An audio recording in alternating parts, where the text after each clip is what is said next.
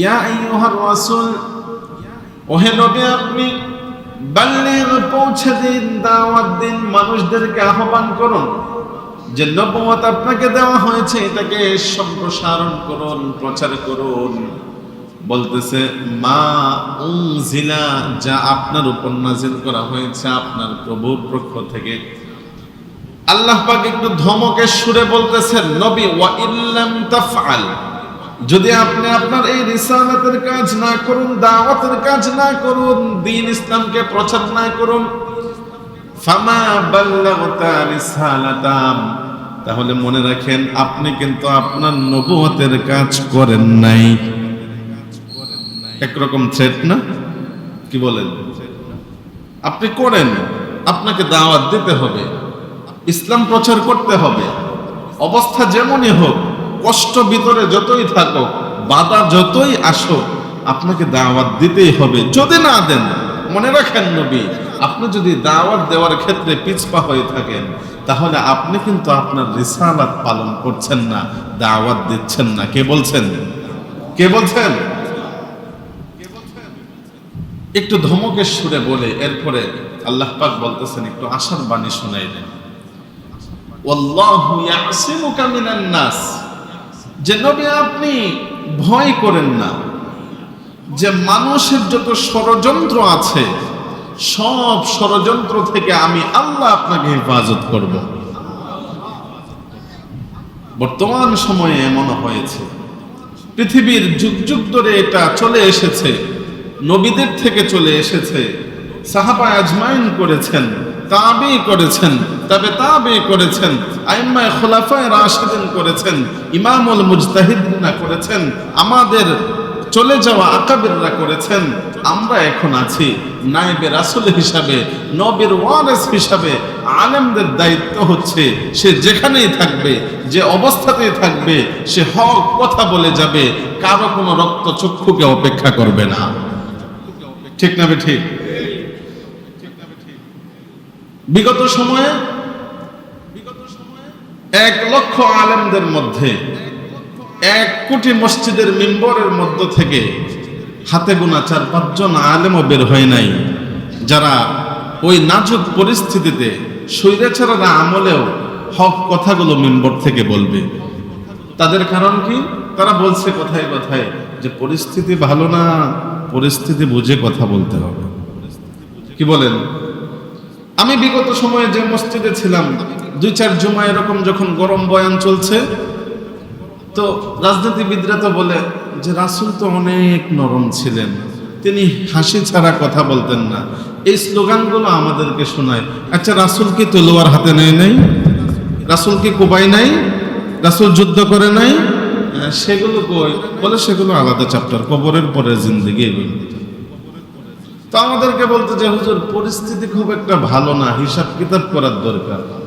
আরে ভাই, পরিস্থিতি ভালো হলে তো কোরআন নাজিল হওয়ার প্রয়োজনই ছিল না। কি বলেন? পরিস্থিতি যদি ভালোই থাকতো, সমাজে যদি বিশৃঙ্খলা না থাকতো, অন্যায় না থাকতো, জুলুম না থাকতো, মানুষগুলো যদি আল্লাহকে ভুলে না ভুলে আল্লাহর ইবাদত করত, তাহলে তো কোরআন নাজিলের প্রয়োজনই ছিল না। তো সমাজ ব্যবস্থা নোংরা হবে, মানুষগুলো অবাধ্যাচরণ করবে, সমাজের মধ্যে জুলুম বেড়ে যাবে, অন্যায় বেড়ে যাবে, পাপাচার বেড়ে যাবে, যার কারণে সেগুলো থেকে শুধরে আসার জন্য কোরআন নাজিল হয়েছে। অতএব সময়ের স্রোত যেদিকেই যাক, স্রোত যদি আমার উল্টা দিকে বহে, তারপরেও হকের জান্ডা নিয়ে, হকের আওয়াজ নিয়ে, হকের কথা নিয়ে, কোরআন হাদিসের কথাগুলো যেখানেই থাকা হবে, সেখানে বলাই হচ্ছে একজন আলেম হিসেবে দায়িত্ব। আমি আজকে এখানে আছি, কমিটি আমাকে রাখবে না, বিদায় দিয়ে দিল। আরেক জায়গায় গেলাম, সেখানেও রাখবে না, বিদায় দিয়ে দিল। এর মানে কি আমার হক কথা ছেড়ে দিতে হবে? পৃথিবীর যে প্রান্তেই থাকেন, এখানে নাই অন্য জায়গায় যাব, সেখানে থাকবে না আরেক জায়গায় যাব, জেলে থাকি বাহিরে থাকি, যে কোনো পরিস্থিতিতে মৃত্যুকে আলিঙ্গন জানিয়ে হলেও হকের আওয়াজকে বহাল রাখতে হবে। তো আল্লাহ তো রাসূলকে থ্রেট দিয়ে বলতেছেন, নবী আপনি যদি রিসালাত না পৌঁছান, দাওয়াত যদি না দেন, দিন ইসলামের প্রচার যদি না করেন, মক্কার কাফেরদেরকে যদি ভয় করেন, পরিস্থিতি আপনার অনুকূলে না এটা যদি ভয় করেন, আপনাকে সামাল দেওয়ার মতো পিছনে কেউ নাই, এই ভয় যদি করেন আর দাওয়াত যদি না দেন, মনে রাখেন আপনি কিন্তু আপনার রিসালাতের দায়িত্ব পালন করেন নাই। আল্লাহ কাকে বলছে? নবীকে বলছেন। তাহলে সেই ইলমে ওয়াহী তো আমি ধারণ করেছি, সেই জ্ঞানটাই তো আমি নিয়েছি। তাহলে আমি যদি নাইবে নবী হই, আমার কাজ কি এর থেকে ব্যতিক্রম কিছু? না এই সমস্ত কোরআনের আয়াতের হুকুমগুলো রহিত হয়ে গেছে? আয়াতও বহাল আছে, হুকুমও বহাল আছে। বিধায় এই আয়াতগুলো লুকিয়ে রাখার কোনো সুরত নাই। আল্লাহ সুবহানাহু ওয়া তাআলার দরবারে শুকরিয়া আদায় করছি যে রব্বুল ইজ্জত আমাদেরকে পবিত্র বারে, পবিত্র সময়ে জুমার নামাজ আদায়ের লক্ষ্যে মসজিদে আসা এবং নামাজের অপেক্ষারত থেকে দিনে কিছু কোরআন সুন্নাহর আলোকে কিছু কথা বলা ও শ্রবণে তৌফিক দান করেছেন। এই জন্য দিল থেকে কালিমাতুশ শুকর পাঠ করি, সকলে পড়ি আলহামদুলিল্লাহ। আমরা ধারাবাহিক আলোচনা শুনছিলাম নবীজি সাল্লাল্লাহু আলাইহি ওয়াসাল্লাম থেকে, তার জীবনী শুনছিলাম। জন্মের আগ থেকে শুরু করে রাসূলের বয়স যখন 40-এ পৌঁছেছিল, তো নবীজি নবুয়ত পাওয়ার পর প্রথমে মক্কা নগরীতে দ্বীনের দাওয়াত দিচ্ছিলেন গোপনভাবে। তো পরবর্তী সময়ে প্রায় 3 বছর পর এই দ্বীনের দাওয়াতটা নবীজি সাল্লাল্লাহু আলাইহি ওয়াসাল্লাম প্রকাশ্যে নিয়ে এসেছিলেন। এই পর্যন্ত আমরা আলোচনা শুনেছিলাম, মনে আছে কারো? মাঝে আমরা আলোচনা করেছি সময়ের চাহিদা অনুপাতে। তো আজকে ইনশাল্লাহ এখান থেকে আলোচনা শুনব যে নবীজি সাল্লাল্লাহু আলাইহি ওয়াসাল্লাম তিনি প্রকাশ্যে দাওয়াতে বেরিয়েছেন। তো গত জুমায় বলেছিলাম যে লাকুম দীনুকুম ওয়ালিয়া দীন, এই সূরার প্রেক্ষাপটে ঠিক তার পরের অংশই আমার আলোচনা। এখন যে অংশ, এই অংশটা গত জুমায় আলোচনা হয়েছে। তথা নবীজিকে বন্ধ করার জন্য, দাওয়াতকে বন্ধ করার জন্য কাফেররা কয়টা প্রস্তাব দিয়েছিল বলেন? কি কারো মনে নেই? 3টা প্রস্তাব দিয়েছিল না? সম্পদ, ক্ষমতা, নারী। মনে পড়ে? শুধু বসে বসে জিমায় জিমায় শুনলেন যে শ্রুতি মধুর, শুনে মসজিদে রেখে গেলাম, হুজুর আপনারটা আপনি রেখে দেন, আবার আরেক জুমায় এসে আপনার কাছ থেকে খরচ নেব, এই উদ্দেশ্যে না। একটু মনোযোগ দিয়ে শুনেন।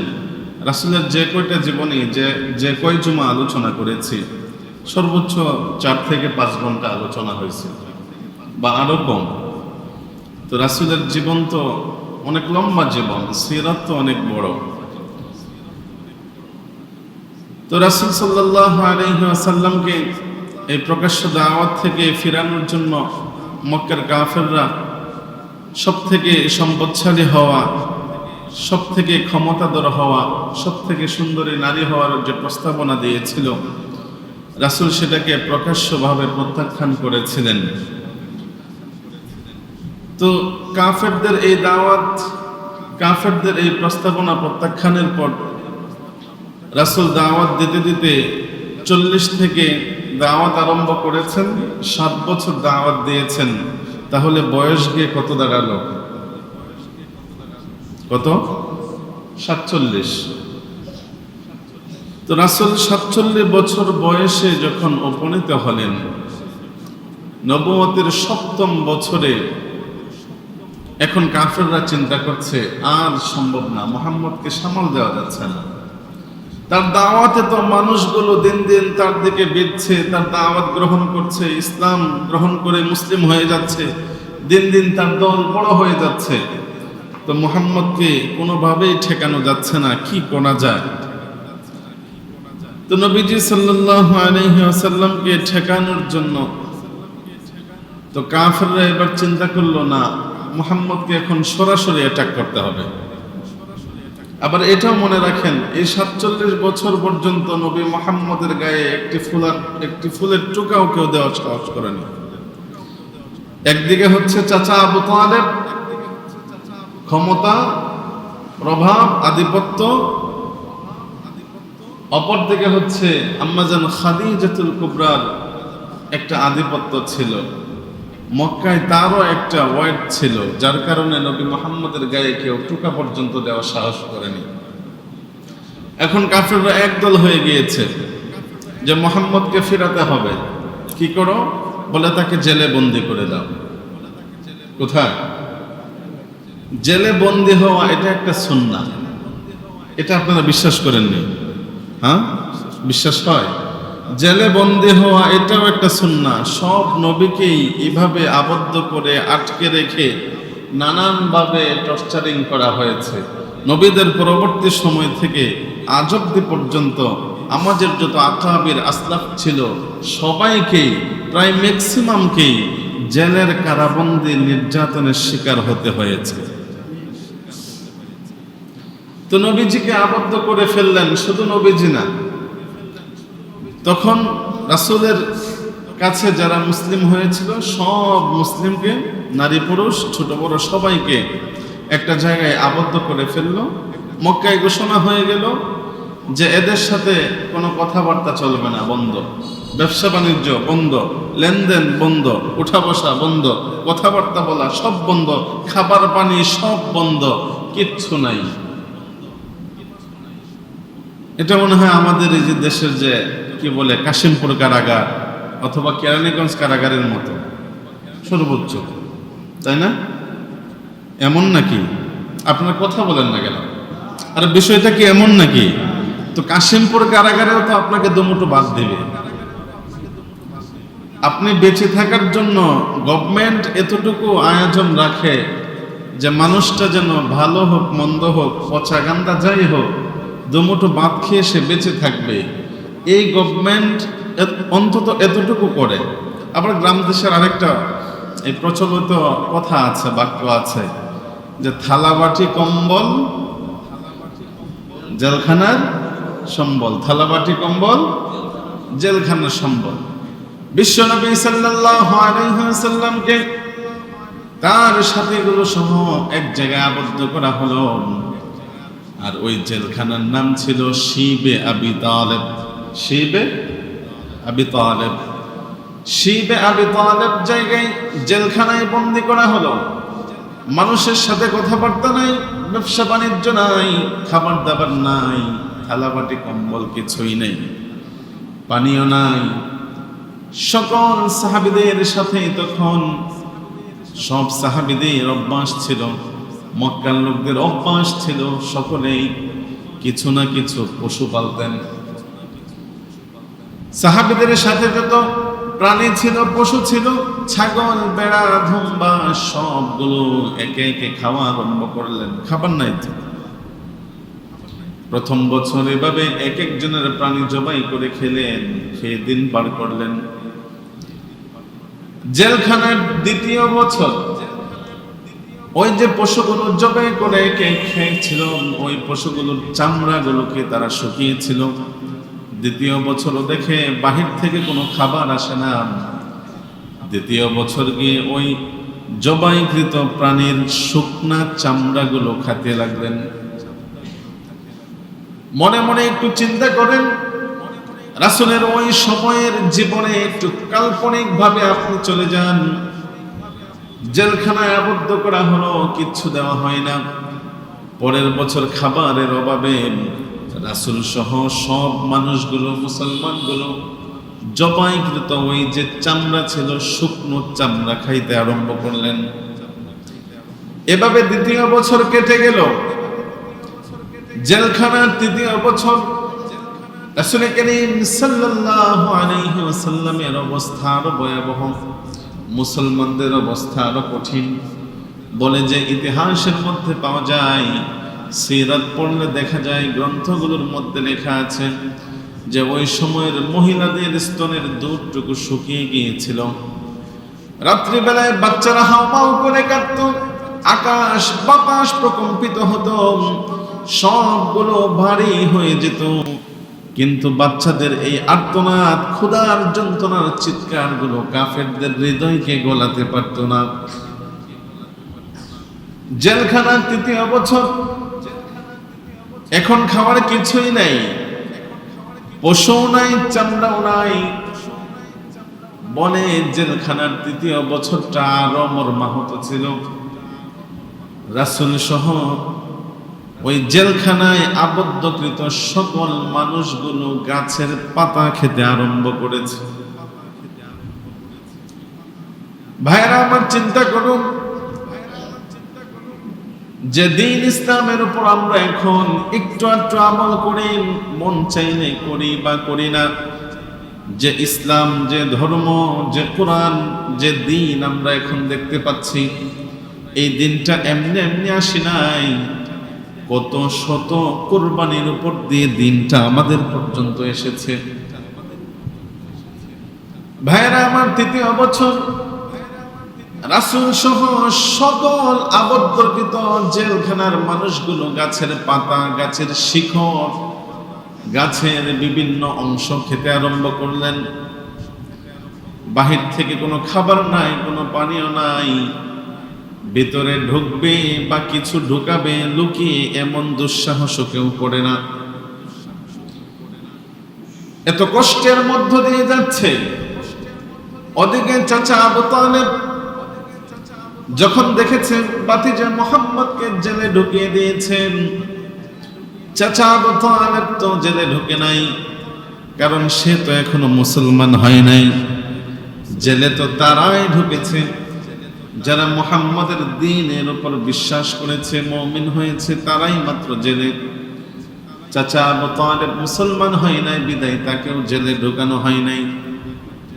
চাচা আবু তালেব সে বলতেছে, আমার কলিজার টুকরা মুহাম্মদ ভাতিজা যদি জেলে থাকে, আমি বাহিরে থাকতে পারবো না। আমার কলিজার টুকরা মুহাম্মদ জেলে থাকবে, আমি চাচা আবু তালেব নিজেকে নিজেই জেলের জীবন আমি বরণ করে নিলাম। চাচা আবু তালেব এটা বলে ভাতিজার সাথে জেলখানায় চলে গিয়েছিল। ভাতিজা এবং চাচার মধ্যে এই যে মহাব্বত, এই যে ভালোবাসার সম্প্রীতি, পৃথিবীর নজিরে দ্বিতীয় আর একটা নজির কখনো দেখা যায় নাই। দেখা গেছে, আপনারা শুনছেন যে ভাতিজা আপনার জেলে ঢুকেছে, ভাতিজার মহাব্বতে, প্রেমে, মায়া চাচাও জেলে গিয়েছে, বাবা যায়নি, চাচা তো পরের চ্যাপ্টার, বাবা যান। আপনারা কেউ গেছেন? কি পরিমাণ মায়া, ভালোবাসা, মহাব্বত, ভাতিজার প্রতি কি পরিমাণ টান থাকলে এটা করতে পারে। তো ভাতিজা মুহাম্মদ জেলে, চাচা আবু তালেব জেলে। হঠাৎ একদিন রাত্রিবেলা ভাতিজা মুহাম্মদকে চাচা আবু তালেব গিয়ে বলছে, ও ভাতিজা মুহাম্মদ, শোনো, তোমার উপর অনেক বিপদ আছে, অনেক বিপদ আসছে। মক্কার সব কাফেররা তোমার উপর ক্ষিপ্ত হয়ে আছে। না জানি কখন তোমার উপর আচমকা আক্রমণ চলে আসে, বলা যায় না। ওই যে আমার রেখে আসা বেড, বিছানা, তুমি গিয়ে ওখানে ঘুমাও, তোমার বিছানায় আমি ঘুমাই, তোমার বিছানায় আমি শুইব। যদি কাফেররা রাতের অন্ধকারে তোমাকে লক্ষ্য করে তীর নিক্ষেপ করে, ওই তীরের আঘাতে হয়তো বা তুমি মারা যাবে। অতএব তুমি গিয়ে আমার বেডে শোও, আমি তোমার বেডে শুব। নবী মুহাম্মদ বলতেছেন, চাচা আমার, আপনি আমাকে বাঁচানোর জন্য আপনার বেডে গিয়ে শুতে বলছেন। আপনি যদি আমার বেডে গিয়ে শোন, কাফেররা যদি আমার বেড লক্ষ্য করে তীর নিক্ষেপ করে, তাহলে তো আপনার জান চলে যাওয়ারও আশঙ্কা আছে। চাচা আবু তালেব বলেন, ভাতিজা কোনো কথা নাই, চাচা অর্ডার করেছে গিয়ে শোন। তবে মুহাম্মদ তুমি শুনে রাখো, তোমাকে এতটুকু ভালোবাসি বিশ্বাস করি, আমি চাচা আবু তালেবের যদি 100টা প্রাণ থাকতো, তুমি নবী মুহাম্মদের জন্য 100টা প্রাণী আমি কুরবানি করে দিতাম। ভাতিজা এবং চাচার মধ্যে এত মহাব্বত। চাচা ভাতিজা এবার জেলের মধ্যে 3 বছর অতিক্রম করে নবুয়তের 10ম বছরে জেলখানা থেকে বের হলেন। কাফেররা এবার মনে করেছিল জেলখানা থেকে কেন বের করছে জানেননি? কাফেররা দেখতেছে, শুরুতে ভেবেছিল যাকে সব কোটাকে জেলে ঢুকিয়ে দিয়েছি, এখন আর দিনের কাজ চলবে না, দিনের দাওয়াত কেউ দিবে না। কিন্তু নবী মুহাম্মদুর রাসূলুল্লাহ সাল্লাল্লাহু আলাইহি ওয়াসাল্লাম তিনি তো বসে থাকার লোক না, নবী হয়ে জন্মেছেন, নবুয়ত দেওয়া হয়েছে, দিনের দাওয়াত তো চলবেই। নবীজি সাল্লাল্লাহু আলাইহি ওয়াসাল্লাম জেলখানায় বসে নতুন কাউকে মুসলমান করতে পারে নাই ঠিক, কিন্তু নবীজি ওই জেলখানার মধ্যে নতুন যত মুসলমান ছিল তাদেরকে ইসলামের বিভিন্ন তালিম দিয়েছেন।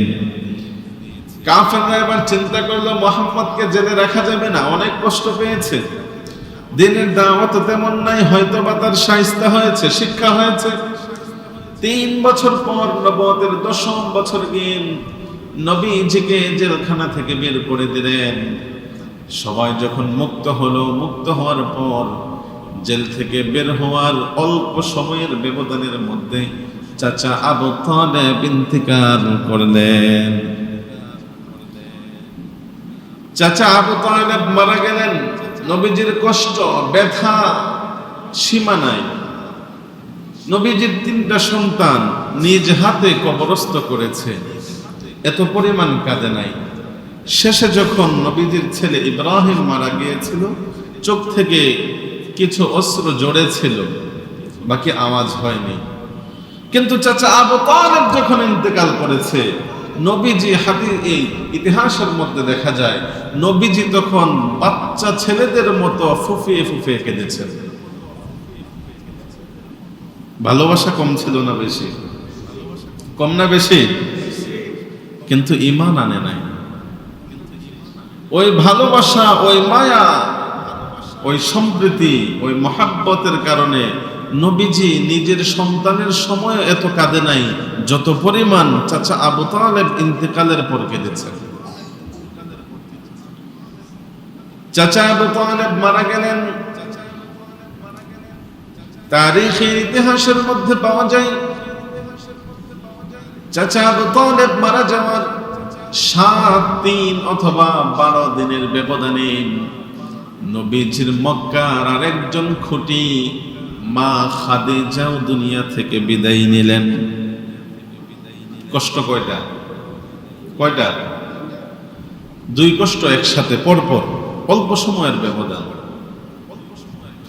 নবীজির কষ্ট দেখে কে কষ্ট রাখবে কোথায়?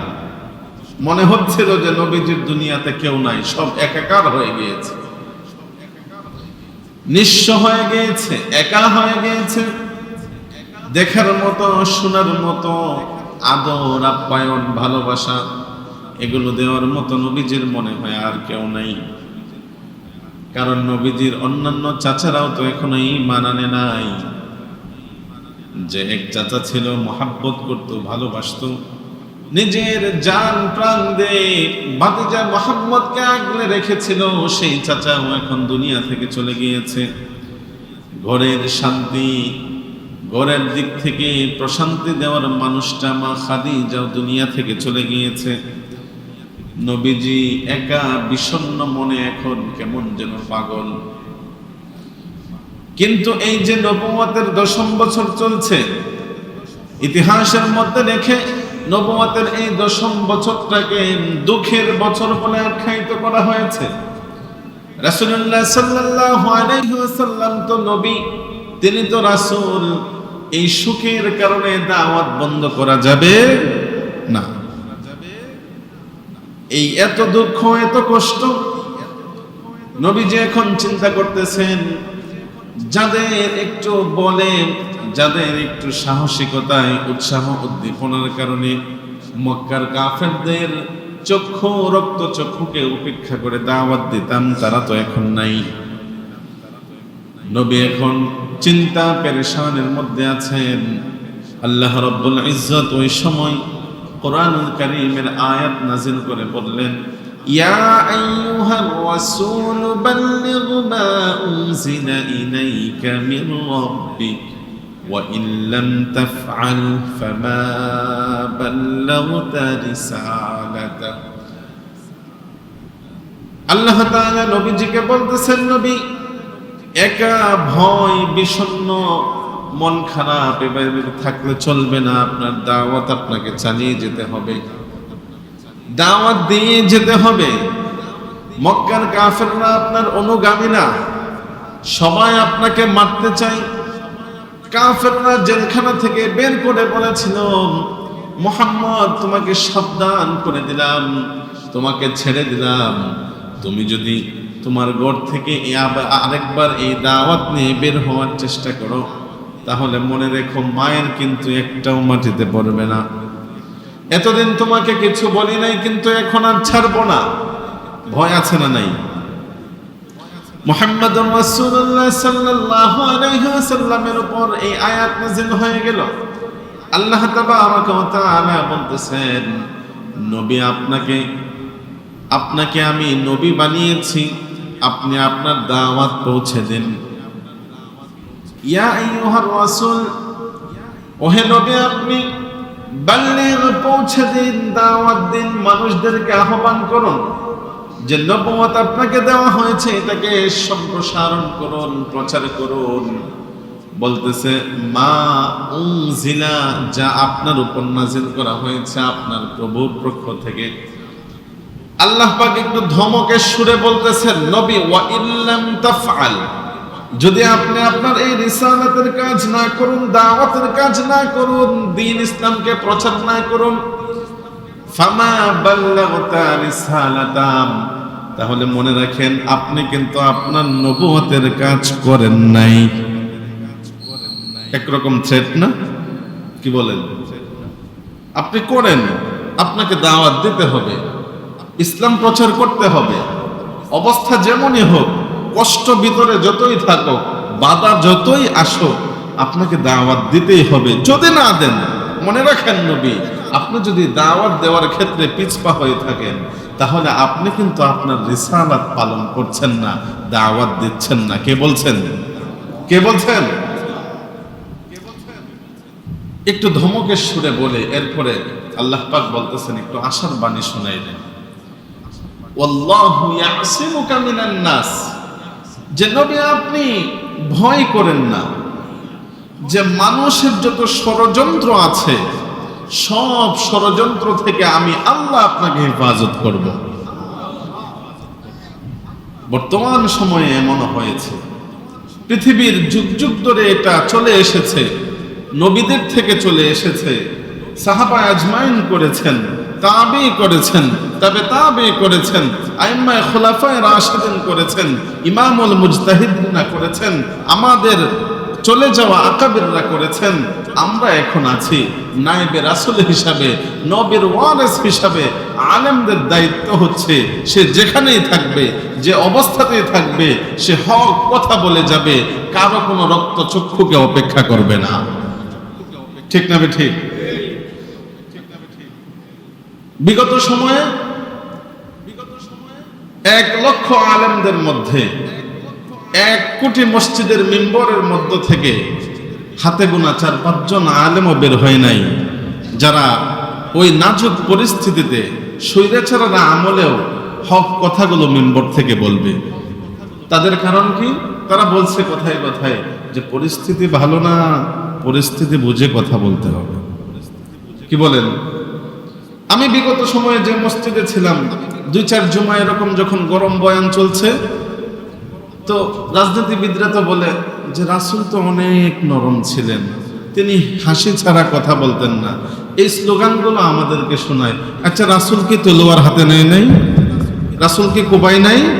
রাসূল যুদ্ধ করে নাই? সেগুলো কই? বলে সেগুলো আলাদা চ্যাপ্টার, কবরের পরে জিন্দেগি এগুলো। তো আমাদেরকে বলতে যে হুজুর পরিস্থিতি খুব একটা ভালো না, হিসাব কিতাব করার দরকার। আরে ভাই, পরিস্থিতি ভালো হলে তো কোরআন নাজিল হওয়ার প্রয়োজনই ছিল না। কি বলেন? পরিস্থিতি যদি ভালোই থাকতো, সমাজে যদি বিশৃঙ্খলা না থাকতো, অন্যায় না থাকতো, জুলুম না থাকতো, মানুষগুলো যদি আল্লাহকে ভুলে না ভুলে আল্লাহর ইবাদত করত, তাহলে তো কোরআন নাজিলের প্রয়োজনই ছিল না। তো সমাজ ব্যবস্থা নোংরা হবে, মানুষগুলো অবাধ্যাচরণ করবে, সমাজের মধ্যে জুলুম বেড়ে যাবে, অন্যায় বেড়ে যাবে, পাপাচার বেড়ে যাবে, যার কারণে সেগুলো থেকে শুধরে আসার জন্য কোরআন নাজিল হয়েছে। অতএব সময়ের স্রোত যেদিকেই যাক,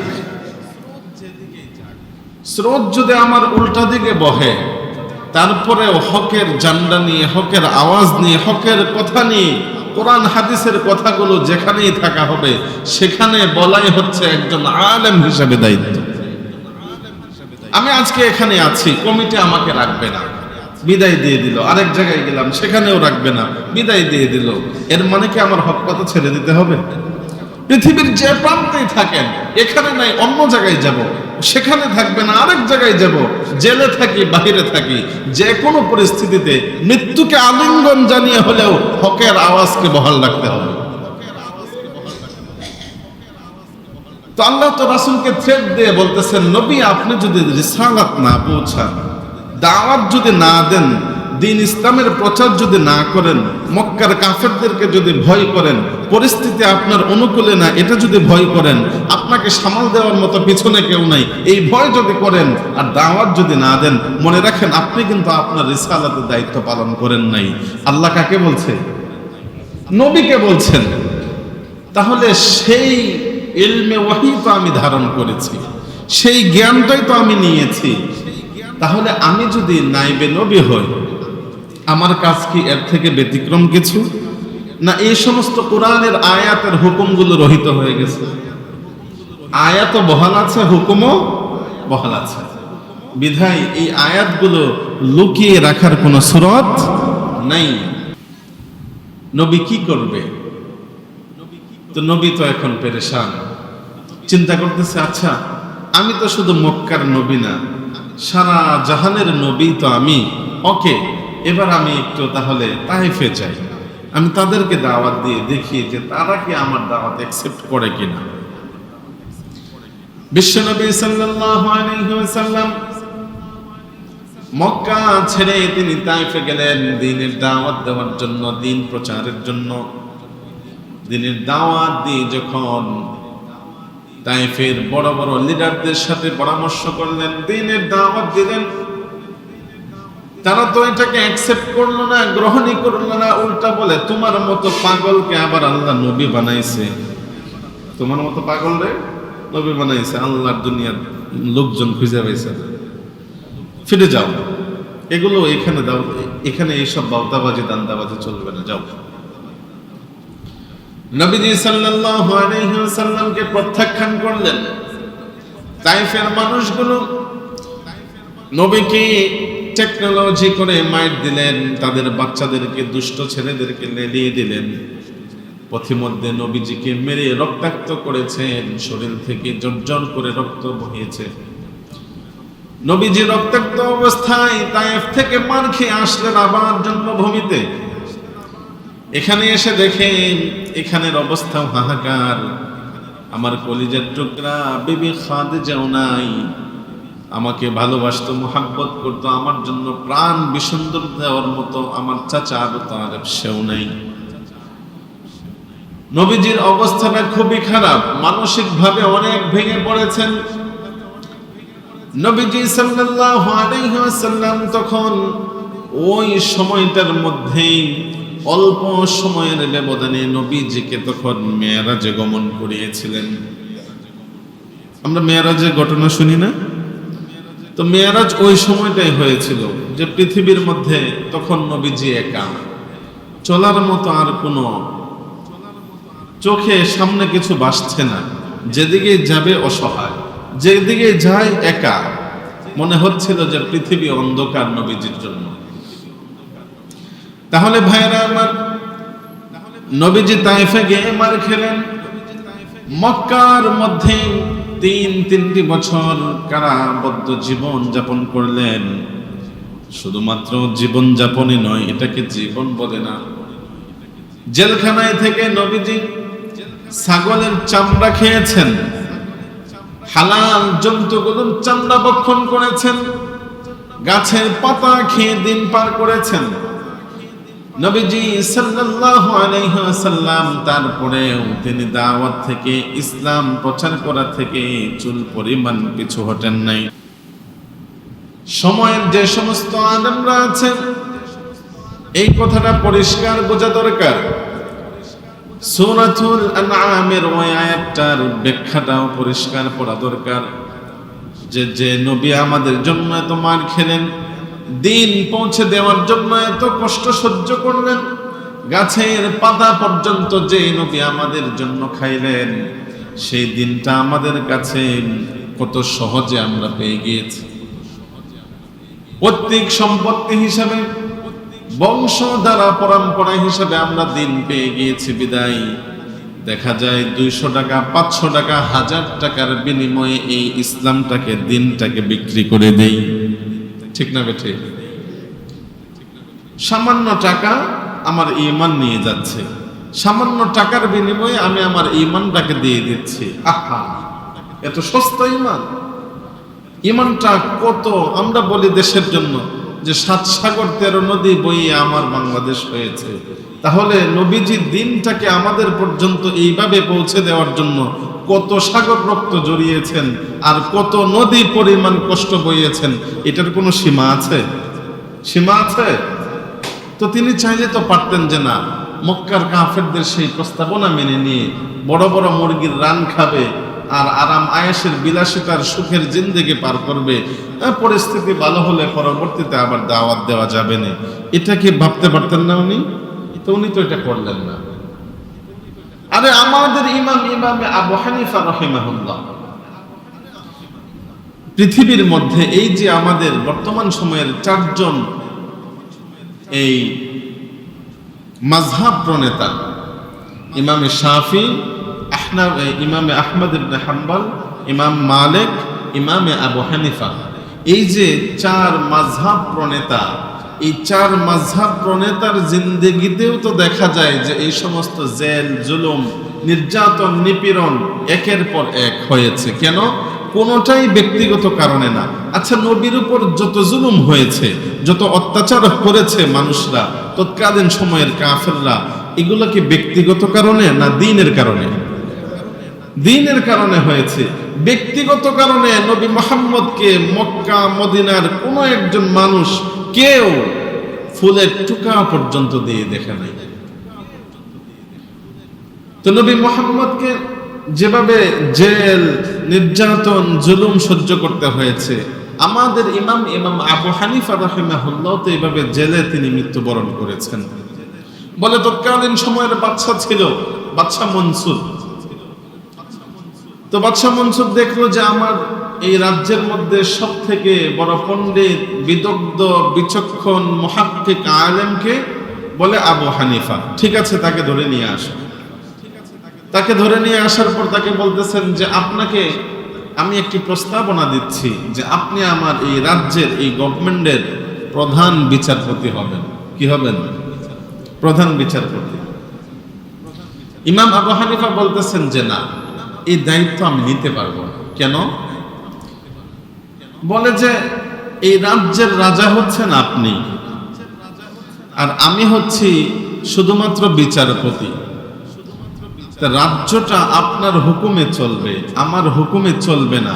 আমি তো কোরআন হাদিসের জ্ঞান ধারণ করেছি, আল্লাহর বিধান আমি অধ্যয়ন করেছি, আমি সেটা জানি আল্লাহর বিধান কি। কিন্তু আমার তো অবস্থা এমন হবে যে আমি বিচারপতি হব ঠিক, কিন্তু আপনার আইনটাই আমাকে বাস্তবায়ন করতে হবে। আল্লাহর আইন আমি বাস্তবায়ন করতে পারবো না। আপনি যাকে বলবেন তাকে ধরতে হবে, যাকে বলবেন তাকে ছেড়ে দিতে হবে, যাকে বলবেন তাকে যাবজ্জীবন, যাকে বলবেন তাকে ফাঁসির কাস্টে ঝুলাতে হবে। অতএব আপনার আইন মেনে আমি বিচারপতি হতে পারবো না। আমার কাছে আল্লাহর আইন আছে, ওই আইন মেনে যদি আমি বিচারপতি হতে পারি তাহলে আমি রাজি, অন্যথায় আমি রাজি না। ইমামে আবু হানিফা রাহিমাহুল্লাহ তিনি প্রস্তাবনা প্রত্যাখ্যান করলেন। রাজ্যের রাজা মনসুর তখন তার সৈন্যদল নিয়ে আবু হানিফাকে উঠিয়ে আনলেন, এনে জেলের মধ্যে বন্দী। শুধু জেলে বন্দী করে নাই, বলে জেলে বন্দী করার পর ইমাম আবু হানিফাকে 30 থেকে 32টা চাবুক দিয়ে আঘাত করা হয়েছে। কি দিয়ে? অমিয়া একটু চিন্তা করেন, চাবুকের আঘাত জায়গায় থাকে না। বেতের আঘাত করলে যে জায়গায় আপনি বেত দিয়ে আঘাত করবেন সেই জায়গায় থাকে, চাবুক দিয়ে আঘাত করলে এই চাবুকটা আপনাকে পেঁচিয়ে, পিঠে মারলে পেঁচিয়ে আবার পেটে আসবে, ঠিক কিনা? চাবুক দিয়ে এরকম আঘাত করা হয়েছে। এতগুলো আঘাত করার পর ইমাম আবু হানিফা নিস্তেজ হয়ে গিয়েছেন, শরীর ছেড়ে দিয়েছে। ইমাম আবু হানিফা অজ্ঞান বেহুশ অবস্থায় দিন পার করছেন। কয়েকদিন যাওয়ার পর যখন ঠিক হয়েছে, তার কাছে আবার প্রস্তাব পাঠানো হয়েছে যে sorry, I am sorry to say, যে আপনি আপনার প্রস্তাবনাটা মেনে নিন, আপনাকে যা করেছে, আঘাত করেছে, সরি, মাফ করে দেন, আপনাকে 100 স্বর্ণমুদ্রা বা দিরহাম দেওয়া হবে, আপনি অনেক টাকা পয়সার মালিক হবেন, বাকি আমার প্রস্তাবনা মেনে নিন। ইমাম আবু হানিফা মানেন নাই। এবার রাজ্যের রাজা মনসুর সে তার বাহিনীকে বলতেছেন, আবু হানিফার মাকে তুলে আনো। ইমাম আবু হানিফাকে 4 হাত পা বেঁধে দিন। বারবার একের পর এক আঘাত করতেছেন। এমন অবস্থায় মাকে সামনে আনলেন। মা জননী যখন দেখবে তার সন্তানকে এভাবে আঘাত করছে, হয়তোবা সে আমার প্রস্তাবনা মেনে নেবে। ইমাম আবু হানিফার মাকে উপস্থিত করা হলো। মা সন্তানের এমন অবস্থা দেখে চোখের পানি রাখতে পারে না, চিৎকার করে বলতেছেন, আমার সন্তান, কলিজার টুকরা আবু হানিফা, তোমার সাথে আমার সামনে দেখা হবে কি হবে না আমি জানি না, তবে আজকে আমি নতুন একটি সবক তোমাকে দিয়ে দিলাম। তোমার দেহে যতদিন পর্যন্ত প্রাণ থাকবে তুমি তোমার হক থেকে চুল পরিমাণ সরে দাঁড়াবে না। কেমন মা! মা এটা বলে চলে গিয়েছে, বিদায়। বেঁচে থাকলে হকের উপর থাকলে, বেঁচে থাকলে দেখা হবে, অন্যথায় গুড বাই। মা চলে গিয়েছেন। বাদশাহ মনসুর দেখতেছেন এই লোকটাকে, আবু হানিফাকে কোনোভাবেই কাজ করা যাচ্ছে না, বোঝানো যাচ্ছে না। শেষ পর্যন্ত ইমাম আজম, সব থেকে বড় এবং বিচক্ষণ আলেম, পৃথিবীর শ্রেষ্ঠ আলেম ইমাম আবু হানিফাকে জেলখানায় বিষ প্রয়োগ করে মারা হয়েছে। কেন? ব্যক্তিগত কারণ। ব্যক্তিগত কারণ ছিল দ্বীনের কারণে। তাহলে যে দ্বীনের কারণে ইমাম আবু হানিফা মার খেলেন, যে দ্বীনের কারণে ইমাম শাফির 2টা হাতকে জেলখানায় ভেঙে দেওয়া হয়েছিল, ইমাম হাম্বলকে জেলখানায় আবদ্ধ রেখে টর্চারিং করা হয়েছিল, এর আগের যুগের সকল আমাদের যে এই মাসলাক যারাই ছিল আকাবির, সবাই দ্বীনের জন্য এভাবে কারাবরণ করেছেন, দ্বীনের জন্য নির্যাতন নিপীড়ন সহ্য করেছেন। আমার নবী সহ্য করেছেন, গাছের পাতা পর্যন্ত খেয়েছেন, ছাগলের চামড়া পর্যন্ত খেয়েছেন। হ্যাঁ, কাফেরদের দ্বারা বারবার তিনি রক্তাক্ত হয়েছেন। হযরতে খাব্বাব এবং খুবাইব দ্বীনের জন্য নিজেকে কোরবান করে দিয়েছেন। হযরতে হামজাকে দ্বীনের জন্য শরীরটাকে, দেহটাকে টুকরো টুকরো করে ফেলে দেওয়া হয়েছে। এত কোরবানির মধ্য দিয়ে দ্বীন আমাদের পর্যন্ত এসেছে। ও মুসলমান, এই দ্বীনটাকে, এই ঈমানটাকে সস্তা দামে বিক্রি করে দেওয়ার জন্য নয়। অতএব ভাইরা আমার, রাসূলের জীবনে যদি আপনি পড়েন, এক একটা অধ্যায় আপনার জীবনের এক এক অধ্যায়ের সাথে পুঙ্খানুপুঙ্খানু মিলবে। তো রাসূল সাল্লাল্লাহু আলাইহি ওয়াসাল্লাম এখন একেবারে অসহায়, নিঃস্ব। মা খাদিজাও নাই, ভালোবাসার চাচা আবু তালেবও নাই, আর অপরদিকে কাফেরদের নির্যাতন, নিপীড়ন, শাস্তি, এগুলো একের পর এক আছেই। কোথাও কোনো দিকে দাওয়াত নিয়ে যাওয়া যাচ্ছে না কাফেরদের অত্যাচারের কারণে। ওই সময়টাই আল্লাহর হাবিবকে আল্লাহ তাবারাকা ওয়া তাআলা আরশে আজিম পর্যন্ত নিয়ে মেরাজ করিয়েছিলেন। তো মেরাজের আলোচনা ইনশাআল্লাহ আমরা রমাদানের আগে করব। এর পরবর্তী স্টেপ থেকে রাসূলের জীবনী থেকে আরেকটু আলোচনা করব ইনশাআল্লাহ। থাকবেন তো?